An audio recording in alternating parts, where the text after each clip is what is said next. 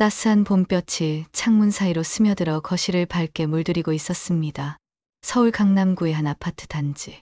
28평 규모의 이 집은 지연에게는 소중한 보금자리였어요. 벽지도 가구도 수수했지만 가족들의 웃음소리가 가득한 공간이었죠. 지연은 부엌에서 아침 준비를 하며 시계를 힐끗 바라봤어요. 아직 7시 30분. 아이들을 깨우기엔 조금 이른 시간이었습니다. 성우는 벌써 샤워를 마치고 방에서 넥타이를 메고 있었어요. 요즘 들어 부쩍 일찍 일어나는 남편의 모습이 조금 걱정스러웠지만 지연은 아무 말 하지 않았습니다. 여보, 커피 한 잔 드릴까요?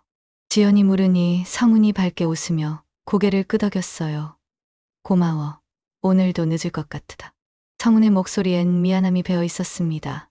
요즘 들어 사업이 바빠졌다고 했지만 지연은 정확한 상황을 알지 못했어요. 성훈은 늘 가족에게 걱정을 끼치지 않으려 애쓰는 사람이었거든요. 실제로는 오랜 고생 끝에 사업이 크게 성공했지만 그는 이 사실을 아내와 딸들에게 알리지 않고 있었습니다. 아침 식탁에 앉은 가족들의 모습은 평범하면서도 따뜻했어요. 11살 수아는 학교 숙제를 마저 하느라 분주했고 9살 예린이는 아직 잠이 덜 깬 채로 우유를 마시고 있었습니다. 성우는 두 딸의 머리를 차례로 쓰다듬으며 오늘 학교에서 뭘 배울지 물어봤어요. 아빠, 오늘 체육 시간에 피구해요. 예린이가 갑자기 기운차게 말했습니다. 그래? 우리 예린이가 제일 잘하겠네. 성훈의 얼굴에 환한 미소가 번졌어요. 이런 소소한 순간들이 이 집안의 일상이었습니다.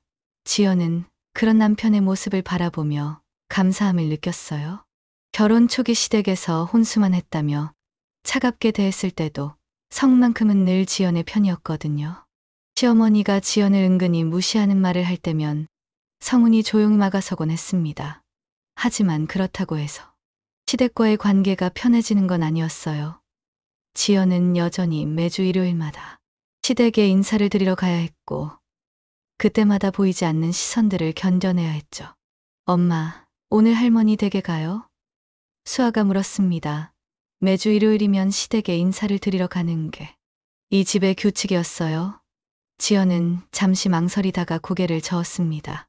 이번 주는 아빠가 바쁘시니까 다음에 가자. 성훈이 지연을 바라보며 고마운 눈빛을 보냈어요. 그는 아내가 시댁에서 받는 스트레스를 잘 알고 있었거든요. 특히 시어머니는 사사건건 지연의 살림살이를 지적하곤 했습니다. 반찬이 짜다. 집 정리가 엉성하다. 아이들 교육에 신경을 더 써야 한다는 식으로 말이에요. 아이들을 학교에 보낸 후 지연은 홀로 남은 집에서 설거지를 하며 생각에 잠겼습니다. 평범하지만 소중한 이 일상이 언제까지나 계속되길 바라는 마음이었어요. 성훈이 요즘 부쩍 피곤해 보이는 게 조금 걱정되긴 했지만 그저 사업 때문이라고 생각했죠. 지연은 몰랐습니다. 성훈이 자신과 딸들을 위해 얼마나 많은 것들을 준비하고 있었는지를. 그날도 평범한 하루였습니다. 지연은 늘 그랬듯 성훈을 위해 아침을 준비하고 있었어요. 하지만 뭔가 달랐습니다. 성훈이 식탁에 앉아서도 음식에 손을 대지 않고 멍하니 창밖을 바라보고 있었거든요. 얼굴색도 평소보다 창백해 보였습니다. 여보, 어디 아픈 데 없어요? 지연이 걱정스럽게 물었어요.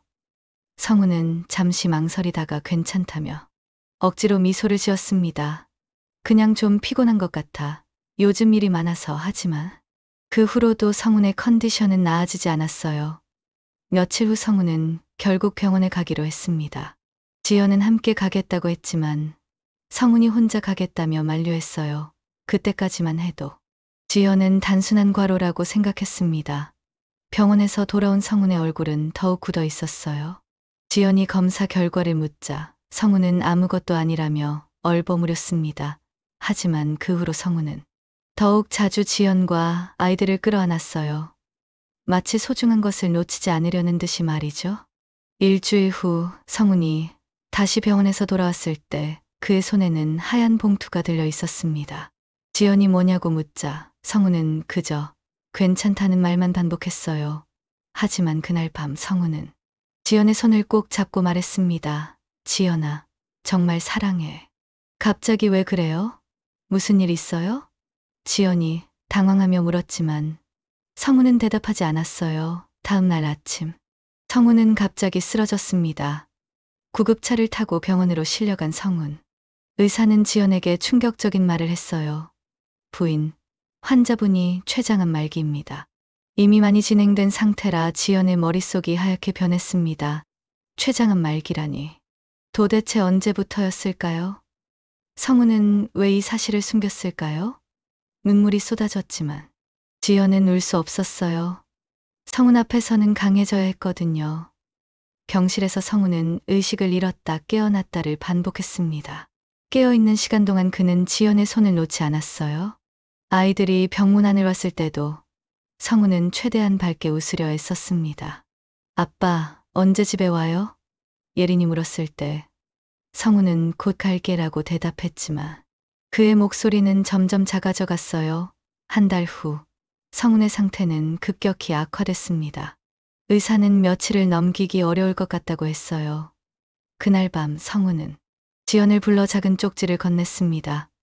거기에는 주소 하나만 적혀 있었어요, 여보. 이게 뭐예요? 지연이 물었지만 성운은 이미 말하기 힘든 상태였습니다. 꼭 혼자 가봐. 성운이 간신히 말을 이었어요. 미안해, 사랑해. 그것이 성운이 지연에게 한 마지막 말이었습니다. 이틀 후 성운은 조용히 눈을 감았어요. 지연은 그 순간에도 울지 못했습니다. 아이들 앞에서는 강한 엄마가 되어야 했거든요. 하지만 성운이 남긴 그 쪽지만은 꼭 간직했어요. 마지막 부탁이었으니까요. 성운의 장례식은 3일 동안 치러졌습니다. 지연은 상주로서 종댁들을 맞으며 하루도 제대로 쉬지 못했어요.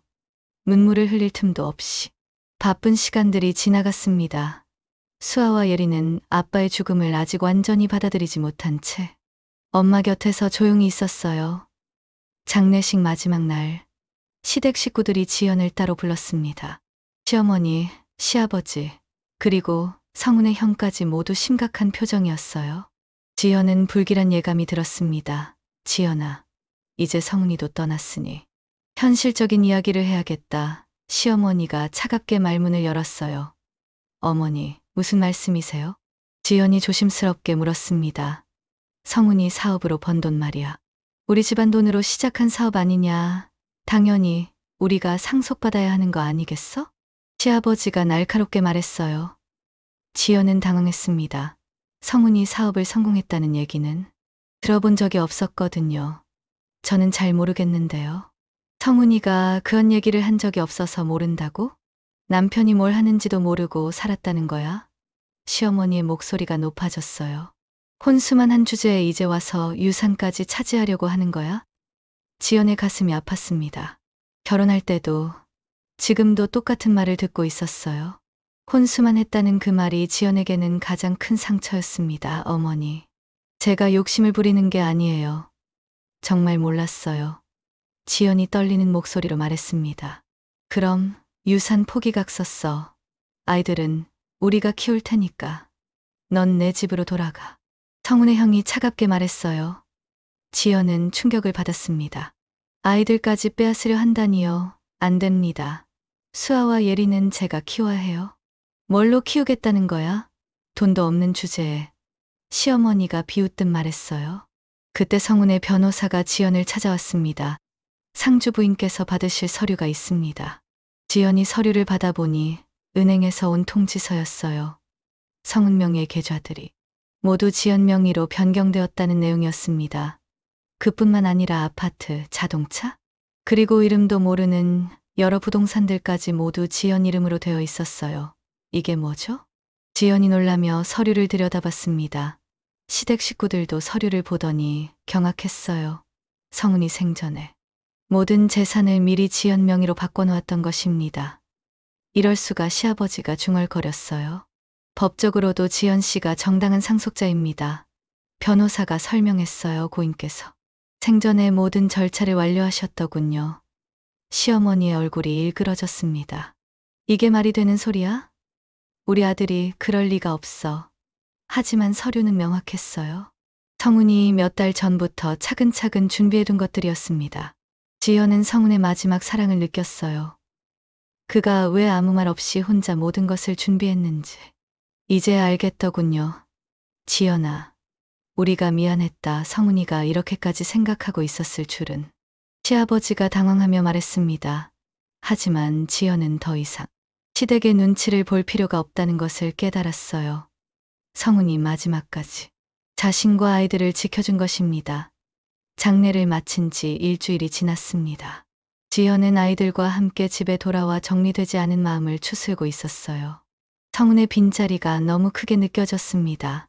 아이들도 아빠가 없는 현실을 조금씩 받아들이기 시작했지만 여전히 힘들어했어요. 그때 지연은 성훈이 마지막에 건넨 쪽지를 다시 꺼내봤습니다. 거기에 적힌 주소를 몇 번이나 들여다봤지만 도무지 어떤 곳인지 알 수 없었어요. 성훈이 혼자 가보라고 했던 그 말이 계속 마음에 걸렸습니다. 엄마, 뭐 보고 있어요? 수아가 다가와서 물었어요. 아빠가 주신 주소야 가보라고 하셨거든. 지연이 대답했습니다. 그럼 가봐요. 아빠가 뭔가 중요한 것을 남겨두셨을지도 몰라요. 수아가 진지하게 말했어요. 지연은 고민 끝에 그 주소를 찾아가기로 결심했습니다. 토요일 오후 아이들을 이웃집에 맡기고 혼자 길을 나섰어요. 주소를 따라가니 서울 외곽의 한적한 지역이었습니다. 도시의 번잡함에서 벗어난 조용한 동네였어요. 내비게이션이 안내하는 곳에 도착했을 때 지연은 자신의 눈을 의심했습니다. 거기에는 아름다운 플라워 카페가 자리하고 있었어요. 가든 블룸이라는 예쁜 간판이 걸려 있었고 카페 앞마당에는 온갖 꽃들이 화려하게 피어 있었습니다. 지연은 잠시 멈춰서서 그 광경을 바라봤어요. 카페는 2층 건물이었고 아래층은 넓은 카페 공간, 위층은 작은 가정집 같은 느낌이었습니다. 창문마다 예쁜 화분들이 놓여 있었고 테라스에는 하얀 테이블과 의자들이 정갈하게 배치되어 있었어요. 혹시 지연 씨세요? 카페에서 나온 여직원이 지연에게 다가왔습니다. 네, 어떻게 절 아세요? 지연이 놀라며 물었어요. 성훈 사장님께서 언젠가 오실 거라고 하셨어요. 사진도 보여주셨고요. 직원이 밝게 웃으며 말했습니다. 안으로 들어오세요. 드릴 것이 있어요. 지연은 꿈을 꾸는 기분으로 카페 안으로 들어갔어요. 내부는 더욱 아름다웠습니다. 곳곳에 신선한 꽃들이 장식되어 있었고 원목 테이블과 앤티크한 소품들이 따뜻한 분위기를 연출하고 있었어요. 커피향과 꽃향기가 어우러져 마치 동화 속 공간 같았습니다. 직원이 봉투 하나를 건넸어요. 성훈 사장님이 남기신 거예요? 지연이 봉투를 열어보니 서류들과 편지가 들어 있었습니다. 서류를 보고 지연은 또 한 번 놀랐어요. 이 카페가 지연 명의로 등록되어 있었던 것입니다. 부동산 등기부 등본, 사업자 등록증, 모든 것이 지연의 이름으로 되어 있었어요. 편지를 펼쳐보니 성훈의 익숙한 글씨가 나타났습니다. 사랑하는 지연아. 이곳은 내가 늘 꿈꿔왔던 공간이야. 꽃과 커피가 있는 따뜻한 곳에서 아이들과 행복하게 살았으면 좋겠어. 미안해. 그리고 사랑해. 지연의 눈에서 눈물이 흘러내렸습니다. 성훈이 자신의 오랜 꿈을 기억하고 있었던 거예요.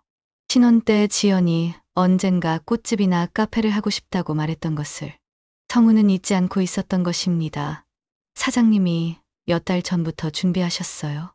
이 카페 인테리어부터 메뉴까지 모든 걸 직접 신경 쓰시더라고요. 직원이 설명했습니다.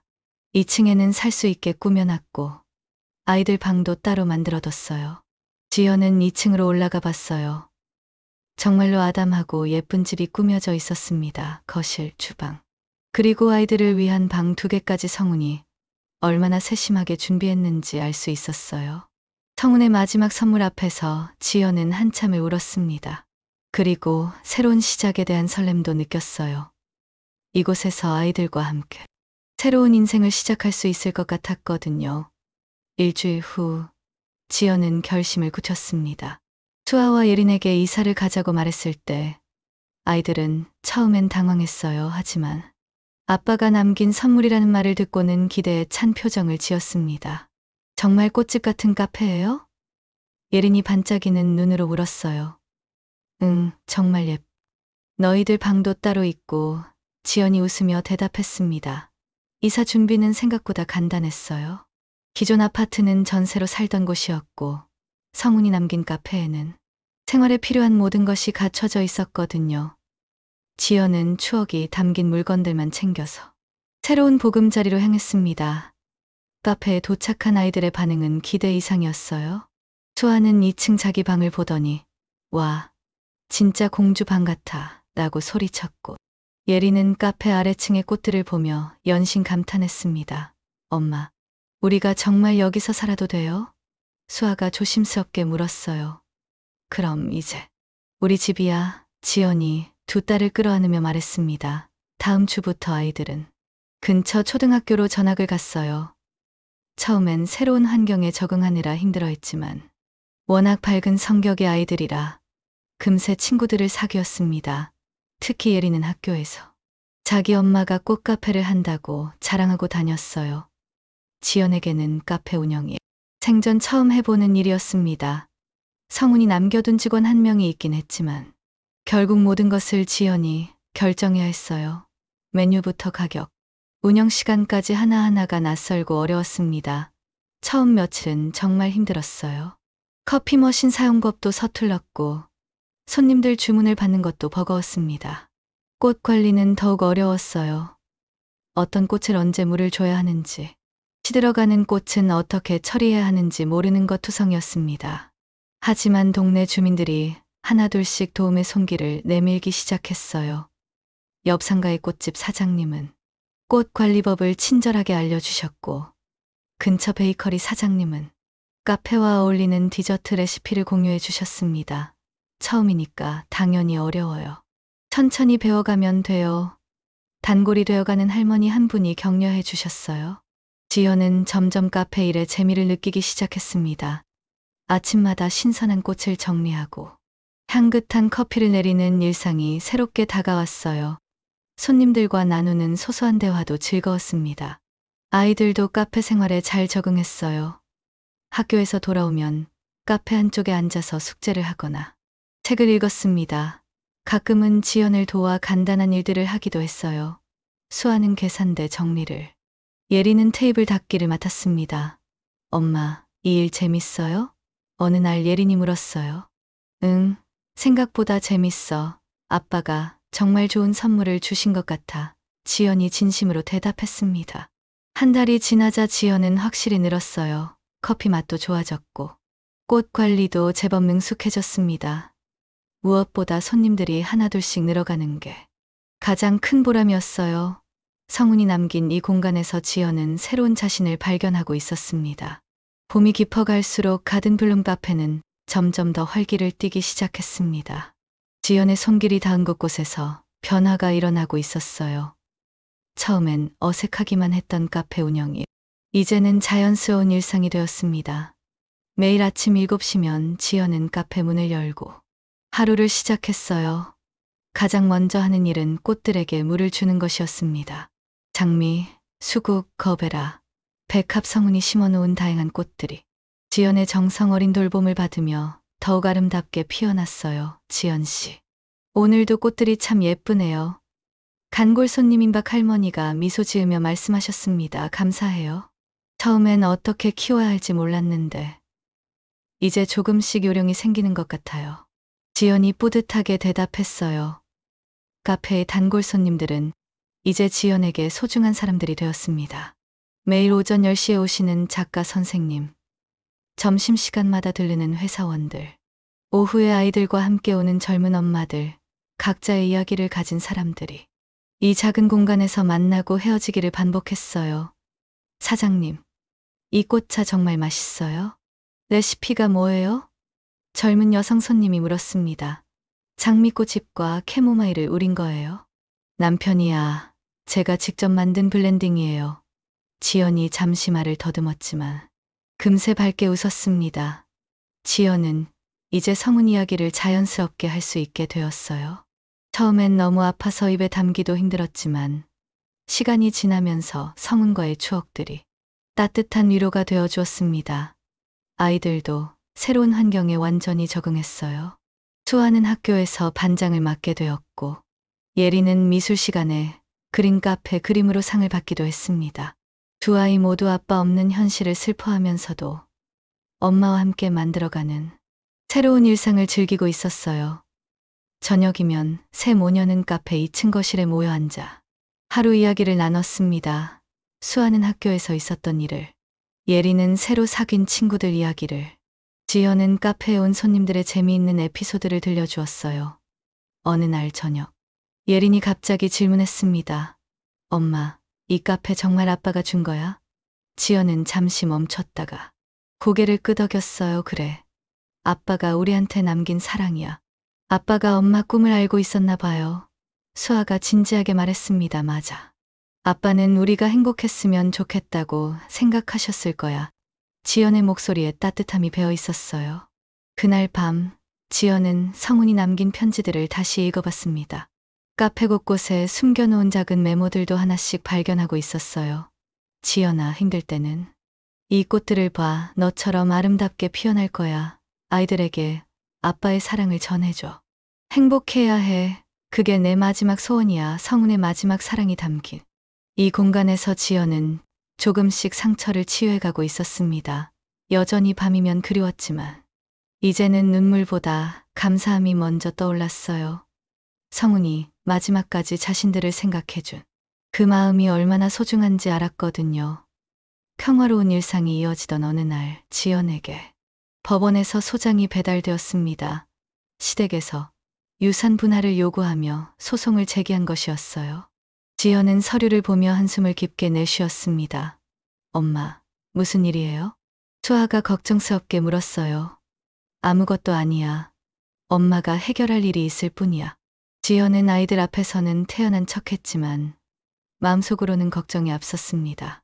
소장 내용은 예상했던 것보다 심각했어요. 시댁에서는 성훈이 창업 자금을 시댁에서 빌려간 것이라며 카페를 포함한 모든 재산의 절반을 돌려달라고 주장했습니다. 심지어 아이들의 양육권까지 문제 삼고 있었어요. 지연은 즉시 변호사를 찾아갔습니다. 변호사는 서류들을 꼼꼼히 살펴본 후 안심시켜 주었어요. 걱정하지 마세요, 고인께서. 생전에 모든 절차를 완벽하게 처리해 두셨네요. 이 정도면 승소 가능성이 매우 높습니다. 성훈이 몇 달 전부터 차근차근 준비해둔 서류들이 빛을 발했습니다. 창업 자금이 시댁 돈이 아니라 성훈 개인의 대출과 투자로 이뤄졌다는 증거, 모든 재산을 지연에게 증여한다는 공증된 문서, 심지어 시댁과는 금전적 관계가 없다는 확인서까지 모든 것이 완벽했어요. 법정에 서는 날이 왔습니다. 지연은 떨리는 마음으로 법정에 들어섰어요. 시댁 식구들은 여전히 당당한 표정이었지만 지연은 이제 두렵지 않았습니다. 성훈이 남긴 증거들이 자신을 지켜줄 것을 알았거든요. 피고 측에서 제출한 증거 자료들을 검토한 결과 판사가 차분하게 말을 시작했습니다. 고인이 생전에 모든 재산을 합법적으로 배우자에게 증여한 것이 명확하게 입증됩니다. 시댁 측 변호사가 몇 번 반박했지만 성훈이 준비해둔 서류들 앞에서는 무력했어요. 창업 자금의 출처, 사업 진행 과정, 재산 증여 절차까지 모든 것이 완벽하게 정리되어 있었습니다. 또한 미성년자인 자녀들의 양육권은 모친이 갖는 것이 원칙이며 현재 안정적인 환경에서 잘 성장하고 있다는 점도 확인됩니다. 판사가 덧붙였어요. 결국 법원은 지연의 손을 들어주었습니다. 모든 재산은 지연의 정당한 소유이며 아이들 역시 지연이 키우는 것이 맞다는 판결이었어요. 법정을 나서면서 시어머니가 지연에게 다가왔습니다. 지연아, 우리가 너무 심했나? 어머니, 이제 됐어요. 우리 각자 길을 가는 게 좋을 것 같아요.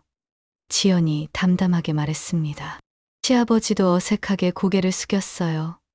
성훈이가 정말 많이 생각하고 있었구나. 우리가 몰라봤다. 지연은 더 이상 시댁을 원망하지 않았습니다. 다만 이제는 자신과 아이들만의 길을 걸어가고 싶었어요. 성훈이 마지막까지 지켜준 이 자유를 소중히 여기며 살아가겠다고 다짐했습니다. 법정에서 나온 지연의 발걸음은 가벼웠어요. 이제 정말로 누구의 눈치도 보지 않고 살 수 있게 되었습니다. 성훈의 마지막 선물은 단순히 카페가 아니라 진정한 자유였다는 것을 깨달았어요. 가을이 깊어갈 무렵 가든블룸 카페는 지역에서 가장 인기 있는 명소가 되어 있었습니다. 지연의 손길로 가꿔진 꽃들은 계절마다 다른 아름다움을 선사했고, 정성스럽게 내린 커피는 사람들의 마음을 따뜻하게 만들어 주었어요. 엄마, 우리 카페가 인스타그램에 또 올라왔어요. 수아가 신나게 소리쳤습니다. 이제 중학생이 된 수아는 카페 홍보에도 적극적으로 참여하고 있었어요.